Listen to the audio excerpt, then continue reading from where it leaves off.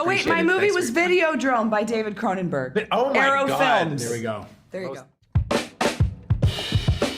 And I was jealous that last movie I didn't get to wear a proton pack or a flight suit, and now I feel complete, and I'm ready to move forward into the next movie, just fully suited up all the time. There's such a treasure trove. And the thing is that we kind of carry all of that with us when we come to set. So it's the most surreal and incredible thing to sit around and kind of work with them. Ghostbusters. According to these hacks, they saved the world. Our characters are very new to it still, and so I'd love to see them sort of be very sort of comfortable and like very used to it, you know? Like it's just a job. Buster makes me feel good. Makes me feel good. One of them just might deliver a line or say something that's improvised or whatever. And it's like, oh my God, I'm in a I feel like I'm in a Bill Murray movie. It was very interesting and fun to be able to play Phoebe losing her mind, trying to figure out what to do, and making new friends and connections.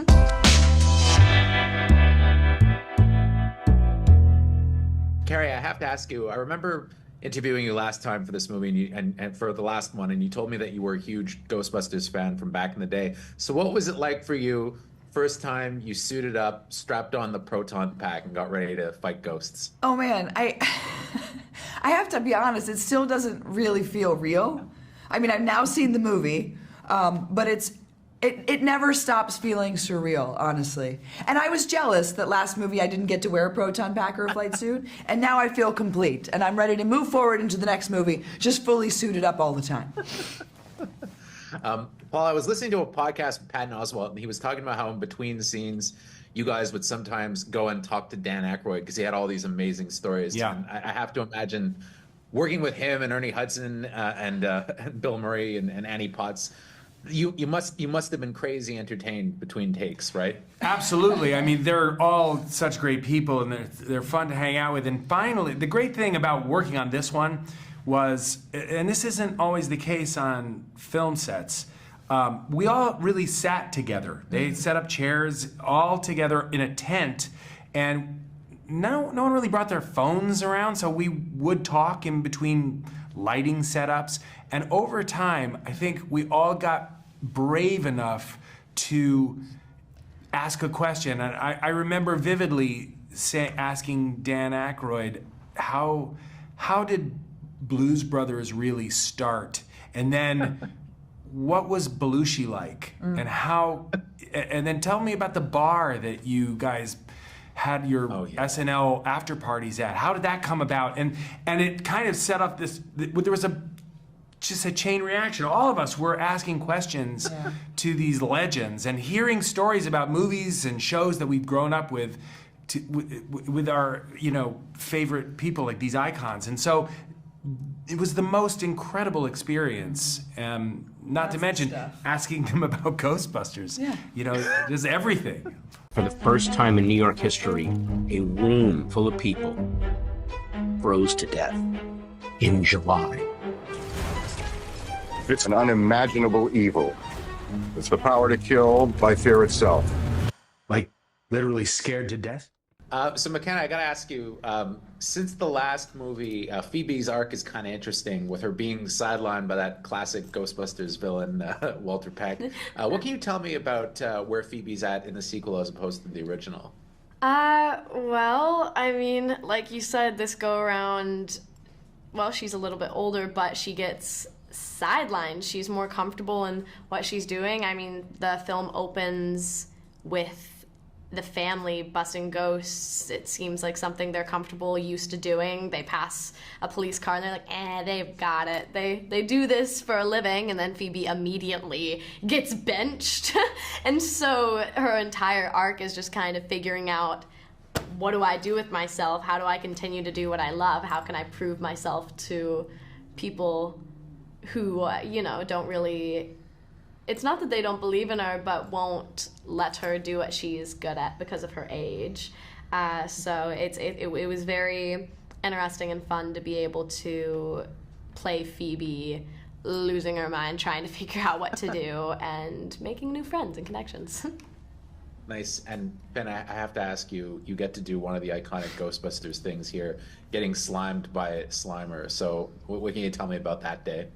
It was great. It was the first day on set, so it kind of like it set the tone of I feel like the rest of the shoot, and that was so fun. It was like I had to get sort of slime squibbed, and it was super fun. It was all like practical, and obviously other than like Slimer flying around, which is impossible. It was it was a really fun day. I've been waiting 40 years for this. They called themselves Ghostbusters. According to these hacks, they saved the world. No eyewitnesses.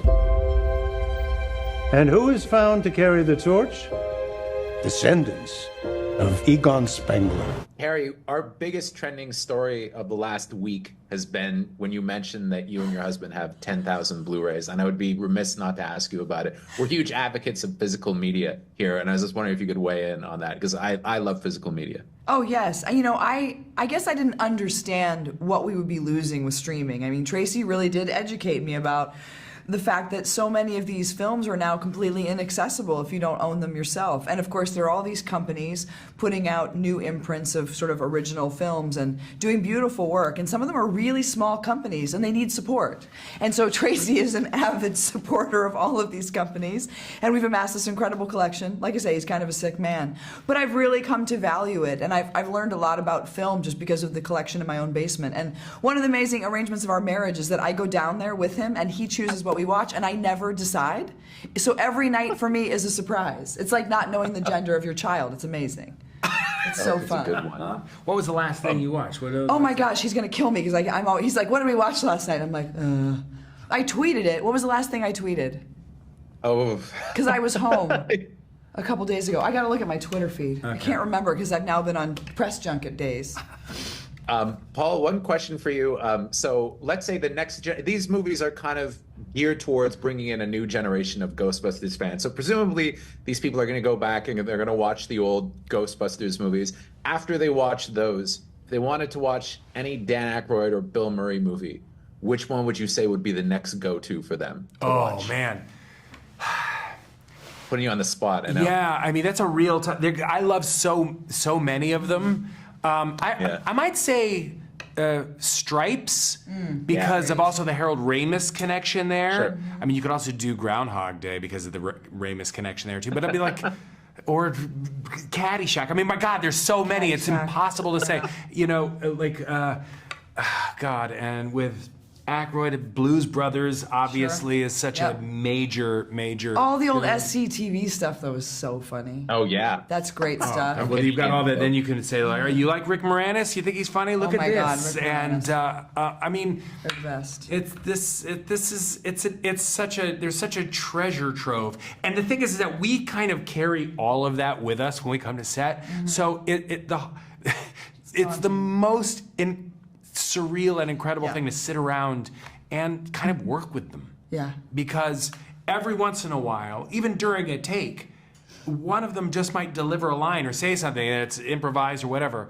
And it's like, oh my God, I feel like I'm in a Bill Murray movie. Mm-hmm. Not just like working with him, but the way he'll say something with a proud of you now, proud of you then, proud of you now. Like he says something about Dan Aykroyd's or an character. Annie Potts line delivery, which I love. And it's just like a blast from the past. It's like, that is exactly the guy who said that in Caddyshack. Yeah. Or that's the guy who said it in Blues Brothers. You hear the intonations. Mm-hmm. And it's like, and in those moments, you just turn into like a 10-year-old and it's just electric. Buddy, you just hit the jackpot. What is it? Better question is, what's inside of it?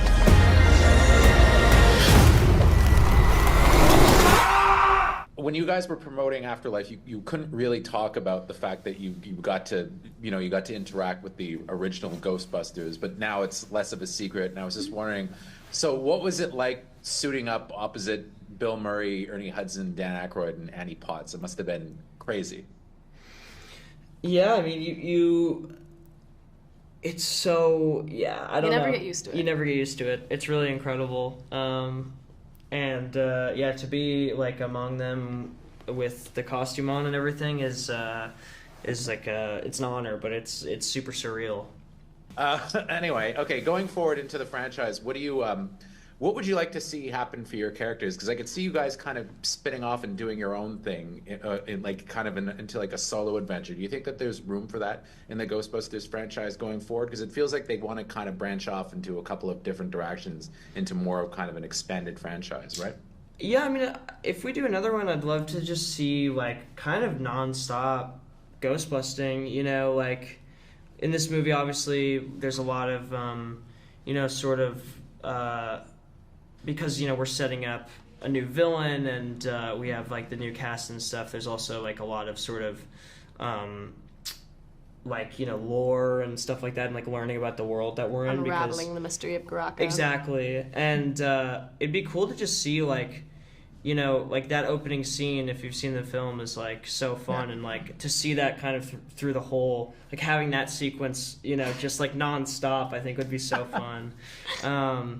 And like just the idea that like our characters are so, they really treat it like their job, because in this one, like our characters are very new to it still, and so I'd love to see them sort of be very sort of comfortable and like very used to it, like it's just a job. So which I it's think like, would be thanks, fun. Finn. Very expensive idea. Yeah, exactly. Non-stop action sequence. I just want to see non-stop action. Yeah.